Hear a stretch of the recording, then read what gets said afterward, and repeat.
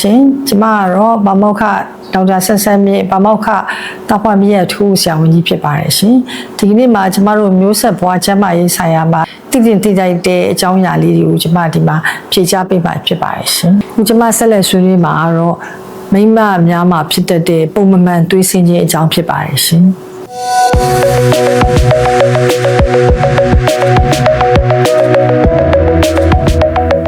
မိမျိုးသမီးတွေကအသက်ဒီပေါ့နော်ထပ်ပြီးတော့ယာတီလာတဲ့အရွယ်ကနေတွေးဆုံးတဲ့အရွယ်အထိပေါ့များသားဖြင့်ဆိုတော့12နှစ်ကနေ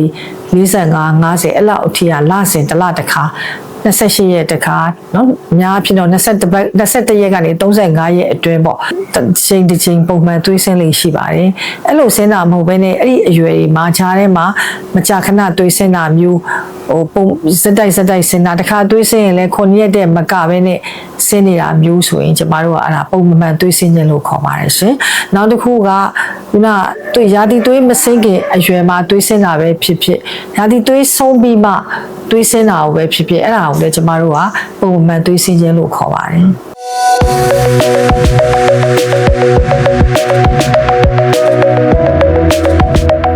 ပုံမှန်သွေးဆင်းခြင်းကစိတ်ဖိစီးမှုနဲ့ရှိတယ်ဆိုတာတော့ကျမတို့တွေ့ရှိရပါတယ်အထူးသဖြင့်စိတ်ပင်ပန်းမှုတွေဖြစ်တယ်နောက်စိတ်အားစိတ်ဓာတ်တွေအရန်ကြာတာမျိုးနောက်ခါစိတ်အရန်ဒေါသတွေဖြစ်เนาะစိတ်ကတိကအောက်တွေဖြစ်တဲ့အခါမှာလည်းပုံမှန်သွေးဆင်းခြင်းဟာဖြစ်တတ်ပါတယ်။ချို့တော့အစားအသောက်တွေပေါ့အထူးသဖြင့်အီစထရိုဂျင်ပါတဲ့အစားအသောက်မျိုးတွေပဲနိုတွေအဲ့ဒါတွေအတောက်များတာတို့เนาะနောက်တစ်ခါပဲပီဆက်တွေအစားများတဲ့တွေမှာလည်းဂျင်ဖန်ရခါမှာလည်းအဲ့လိုပုံမှန်သွေးဆင်းခြင်းတွေဖြစ်တယ်လို့တွေ့ရပါတယ်ရှင်။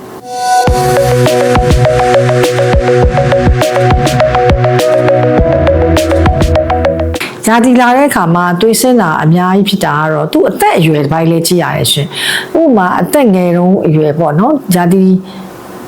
လာကစားကလေးတွေမှာအဲ့လိုဖြစ်ရင်တော့သူကဟော်မုန်းတက်တွေမညီညွတ်လို့ဖြစ်တာ။နောက်တစ်ခါဒီခေါ်မလဲမျိုးဥအိမ်ကမျိုးဥမှန်မထုတ်လို့ဖြစ်တာ။နောက်ဒီပေါ့နော်ဒီမျိုးဥအိမ်ရဲ့အိမ်ရဲ့အဲ့ဆက်မှုလမ်းကြောင်းတွေနည်းနည်းလှုပ်တာနည်းမမှန်ကန်သေးလို့ဖြစ်တာလို့ကျမတို့ကကြည်ပြအဖြစ်တွေ့ရှိရပါတယ်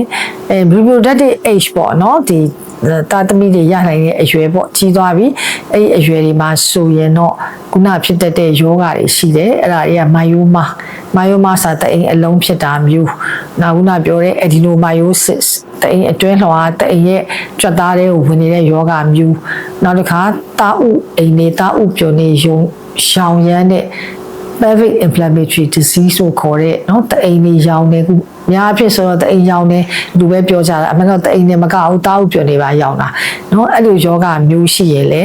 အဲ့လိုခုနပြောတဲ့သွေးဆင်းချိန်မှာသွေးတွေအများကြီးဆင်းတတ်ပါတယ်နောက်တအိမ်ရဲ့အတွင်းလွှာတွေပွားတာများတာမျိုးเนาะ endometrial hyperplasia ပေါ့အဲ့ဒီထဲမှာ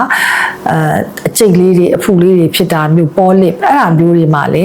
ကျမတို့သွေးဆင်းတွေရာသီလာရင်များတာမျိုးတွေ့ဥပါတယ်ဒီခါလေးကျရင်ဒီလိုအရွယ်တွေမှာကျတော့တို့ကသားသမီးမရအောင်လုပ်ရတဲ့ family planning အချို့ method တွေရှိတာပေါ့သားသမီးတားဆက်ချတဲ့ method အချို့ပေါ့ဥပမာအဖြစ်တိမ်တွင်းကရိယာကိုထည့်ထားလို့ရှိရင်လည်းကျန်းဖတ်ရခန့်တစ်ခါတည်းမှာသွေးဆင်းဂျာတီသွေးပုံမှန်ဆင်းတဲ့အချိန်မှာကိုသွေးတွေအများကြီးဆင်းတာမျိုးတွေ့ရပါတယ်ရှင်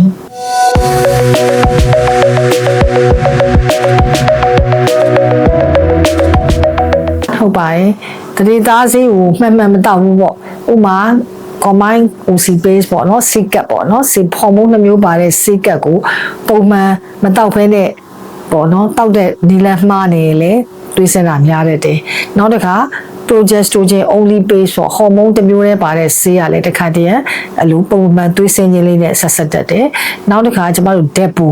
3လခန့်အဲ့ဒါလေအချို့မျိုးသမီးတွေမှာသွေးတွေခဏဆင်းတာနဲ့လေဖြစ်တာကိုကျမတို့တွေ့ရပါတယ်နောက်တစ်ခုကကျမတို့ subdermal implant အရေပြားအောက်မှာတားဆက်ချာဟော်မုန်းထည့်ထားတာအဲ့ဒါလေများသောအားဖြင့်အချို့မျိုးသမီးလေးတွေကအဲ့ဒါမျိုးသွေးဆင်းတာတွေမကြာခဏအဲ့လိုပုံမှန်သွေးဆင်းတာလေးခံစားရတာကိုတွေ့ရပါတယ်ရှင်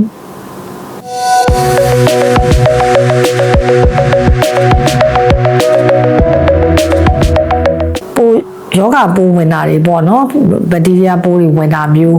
နောက်ကျမတို့ပြောရင်တော့ခုနပြောတဲ့ pelvic inflammatory disease ရအောင်လို့လေဟိုမျိုးဥပျော်နေဦးရောင်းတာ မျိုးဥတွေရောင်တာတအိမ်ရောင်တာအဲ့ဒီမျိုးအခြေအနေတွေမှာလည်းရာသီသွေးတွေပုံမှန်ဆင်းတာမျိုးဖြစ်တတ်ပါတယ်ရှင်ကလမိုင်းဒီယာယောဂတွေလည်းရာသီသွေးပုံမှန်ဆင်းခြင်းကိုဖြစ်စေပါတယ်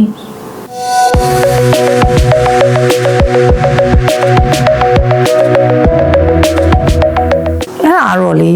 ပုံမှန်မဟုတ်ပါဘူးဒီလိုမျိုး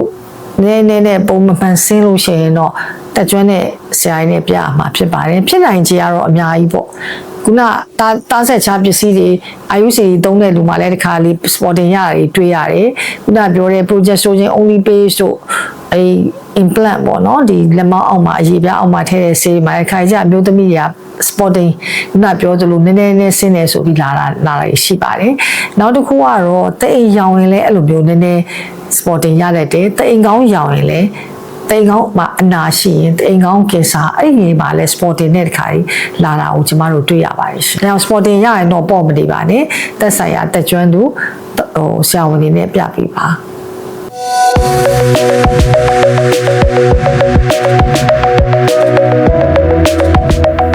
ဥပမာသွေးစင်းရင်တော့တက်ကျွမ်းသူဆရာဝန်တွေနဲ့အမြန်ဆုံးပြရမှာပါ။အဲ့ဒီမှာယောဂရာဆွေမေးမယ်ဒီလူနာရဲ့အသက်အပိုင်းခြားကိုကျမတို့ကြည့်ရပါတယ်ပြီးတော့သူ့ရဲ့ marital status ပေါ့အိမ်အောင်တယ်လားအိမ်အောင်မရှိတာလားဒါမှမဟုတ်လဲpartner ရှိတာလားနောက်တစ်ခါသားသမီးရောရှိလားကိုဝင်ရောနောက်တစ်ခုကအဲ့ခုနပြောတဲ့ဘုံမှန်သွေးစင်းခြင်းရတခါလေးသားသမီးကိုဝင်ရှိပြီးတော့ပြတ်တဲ့လူတွေကလည်းပြက်ချင်တဲ့သူတွေမှာလည်းအဲ့ပုံမှန်သွေးဆင်းခြင်းနဲ့လာတတ်တယ်ရှိတာတော့မသိဘူးပေါ့နော်အဲ့တော့ဟို LMB